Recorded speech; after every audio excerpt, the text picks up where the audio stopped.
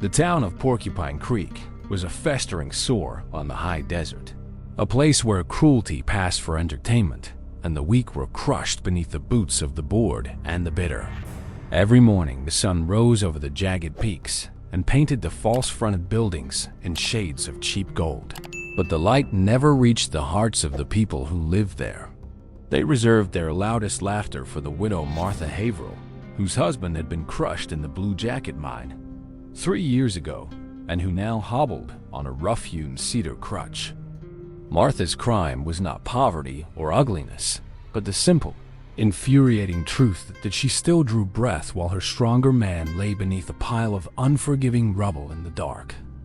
The saloon keeper, a greasy-necked brute named Orville Spinks, would mimic her limping gait every Friday night when the whiskey ran free and the crowd bayed for blood sport. The preacher, a doughy hypocrite called Reverend Philemon, never scolded the flock for their jeers, but instead offered public prayers that the widow might find the humility to bear her affliction with a quieter shame.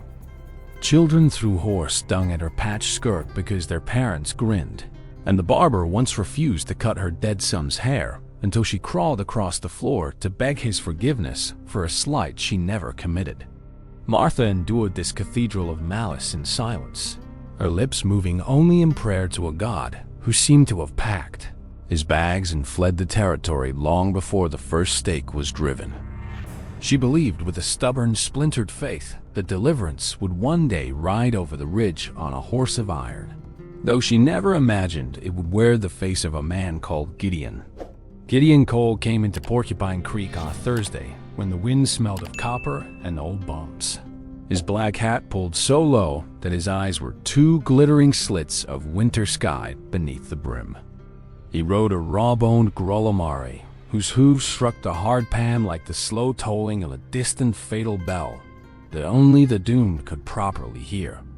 His duster was the color of dried blood and road dust, and the single-action Colt on his hip was worn enough to be a body part, oiled and ready and utterly without sentiment. The town noticed him the way a herd of prey notices the first wolf. A hitch in the breathing, a tightening of the spine, an instinctive calculation of exits that nobody dared voice aloud. He dismounted at the livery and paid the hostler with a silver dollar so polished it looked like a tiny moon, never speaking a single unnecessary word as his gaze swept the street like a scythe. Martha was making her painful way from the general store with a sack of cornmeal when Orville Spinks stepped out of his saloon to intercept her for the afternoon's entertainment. He kicked her crutch aside with a casual, practiced swipe of his boot and watched her tumble into the grit while his cronies howled and slapped their thighs with the delight of true artists. Gideon stood frozen at the hitching rail, his hand not yet moving toward his gun, but his entire body becoming something harder than granite, something that had already passed judgment and merely awaited the appointed hour. He did not help Martha rise, because he understood that a public rescue would only deepen her shame in the eyes of these jackals, and she needed a different kind of salvation entirely.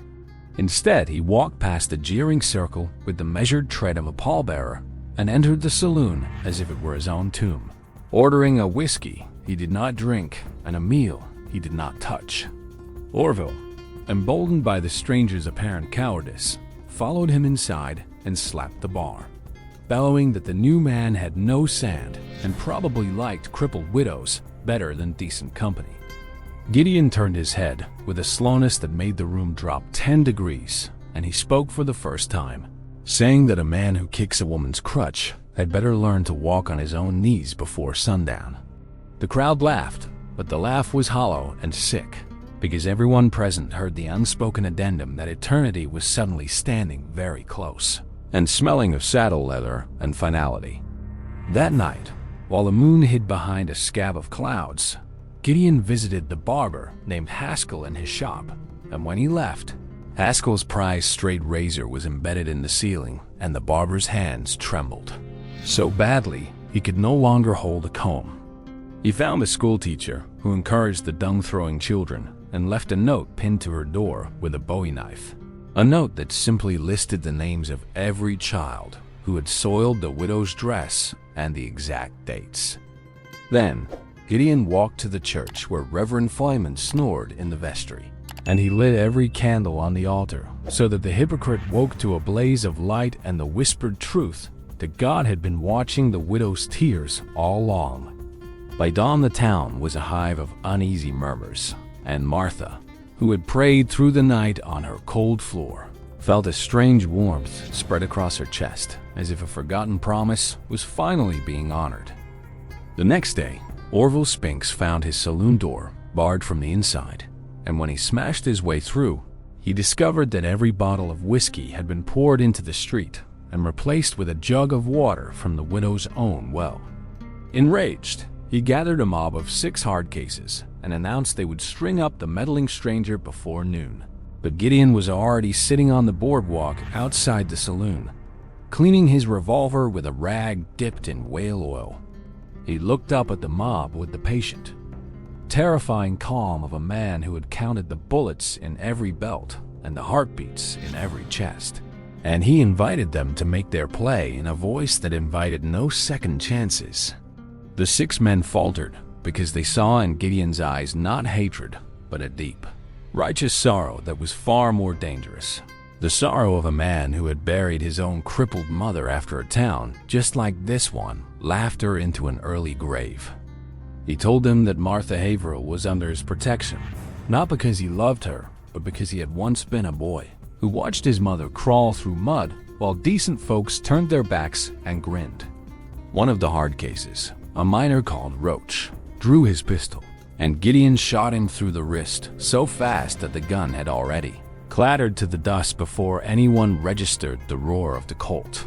The bullet was a mercy because it left Roach alive to feel the permanent shame of a hand that would never again raise a whiskey glass or strike a defenseless soul without remembering this moment of absolute reproof.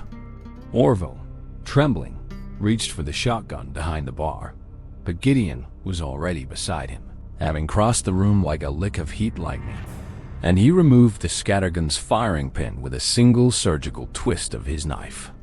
The saloon keeper soiled his trousers when he realized the stranger could have taken his life but chose instead to leave him a breathing monument to every coward who ever preyed on the weak. Gideon then forced Orville to crawl on his belly to the widow's doorstep and kiss the worn grip of her crutch while the town watched. From behind curtained windows, a crowd now transformed into a congregation of silent witnesses. Martha opened her door and stood with her cedar crutch braced, her eyes wide.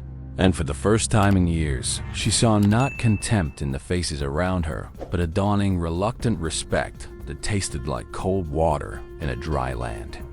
She asked Gideon why he had come, and he replied that justice does not ride with a badge but with a memory, and his memory was a long corridor of pain that demanded he become the answer to a widow's unspoken petition. Reverend Philemon tried to flee the next morning with the collection plate, but Gideon met him on the trail and made him return every stolen cent, then read aloud from the book of Amos about the plumb line of righteousness until the preacher wept genuine tears. The barber, whose hands had healed enough to shave again, offered Martha a free haircut and a hot towel, a small restitution that she accepted with the quiet grace of a woman who understood that redemption must be practiced before it can be believed.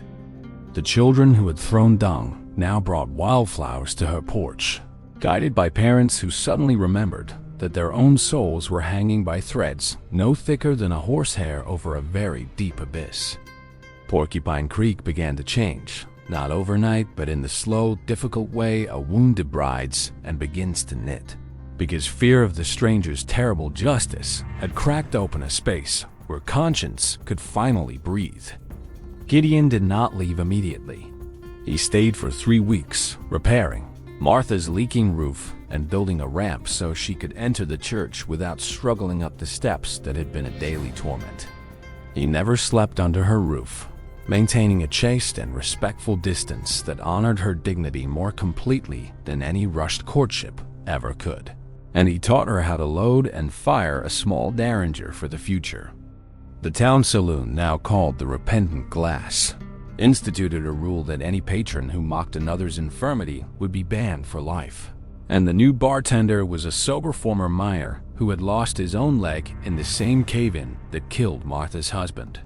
Martha began to walk with her head high, and the crutch that had been a symbol of her degradation became a staff of authority, something that tapped a rhythm of quiet power on the boardwalk that echoed like a judge's gavel. One evening, as the sun bled across the mountains, Gideon saddled his Grullamar and prepared to ride on, because his work in Porcupine Creek was finished and there were other towns with other widows and other cruel laughter that needed silencing. Martha stood at the edge of the street, and though she did not beg him to stay, her eyes held the entire history of her suffering and her gratitude, a look that struck Gideon deeper than any bullet could have done. He tipped his hat low and told her that the true justice was not the blood he shed or the fear he planted, but the sight of her, standing taller than the rimrock, unbroken by a world that had tried its worst. She replied that he had given her back something more precious than safety. He had given her the knowledge that her voice, silent for so long, had summoned a reckoning that no amount of gold could ever purchase. Gideon rode out as the stars began to prick the velvet sky, and behind him the town of Porcupine Creek was utterly silent. A silence born not of terror, but of a profound and healing awe that would outlast even the memory of his name. The widow Martha Haverill lived another 30 years, and when she finally passed, the entire town turned out to bury her with a headstone that read, "She walked with dignity, because one man dared to remember." The story spread across the frontier, told in bunkhouses and around campfires, of a cold-eyed stranger who traded bullets for a widow's peace and left a town so changed that even the dust seemed to settle softer on her crutch-worn path. If this tale of forgotten justice ignited a fire in your spirit, then you belong among the listeners of West Old Stories Official, where we dig deep into the raw, unvarnished chronicles of the Old West. Go ahead and smash that subscribe button and ring the bell so you never miss a story that proves a single righteous person can append an entire town of malice with nothing but grit and a steady hand. Drop a comment below and tell us what you would have said to Orville Spinks in that saloon. And if this video moved you, hammer that like button until it glows like the widow's crutch under the afternoon sun. Share this video with someone who needs to believe that even the most silent suffering can call down a storm, and that justice often arrives not in a robe, but in a dust-blackened duster with a Colt on its hip.